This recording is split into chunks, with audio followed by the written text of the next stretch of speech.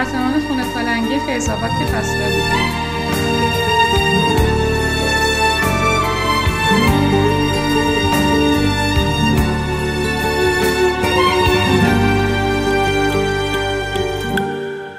دیگه شهر ما نیست، جای ما نیست، میدانی دیگه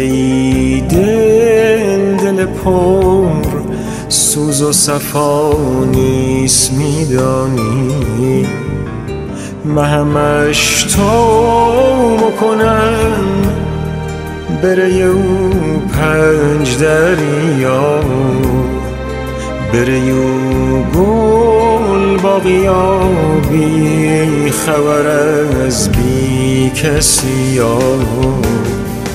دل من عاشق بود، دل من غافل بود، دل من از غم و غصه به خدا فارغ بود. گلکم آی گلکم، گلکم آی گلکم، گلکم های گلکم، گلکم های گلکم.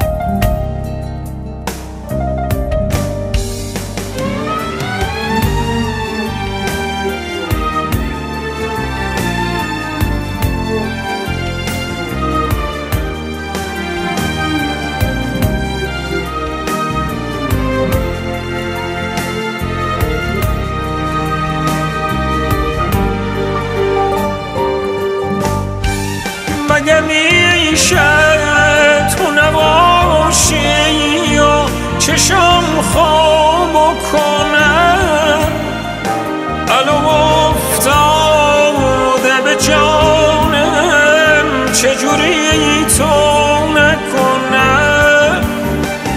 همش میگم می خیالم یه روزی بیدار میشی، این خیال نیست، ای که خواه نیست که من آمو کنم. دل من عاشق بود، دل من غافل بود، دل من از غم و غصه به خدا فارغ بود. گلکم آی گلکم، گلکم آی گلکم، گلکم های گلکم، گلکم های گلکم.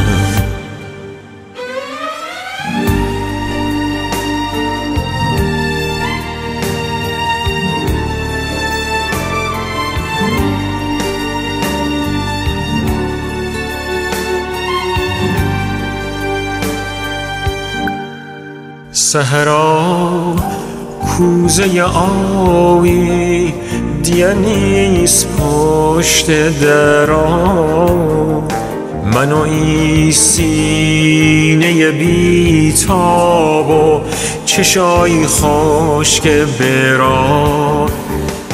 حیات و دالان و کوچه دیگه نیستن به خدا، الو افتاده به جانم شهر من کجاست کجا.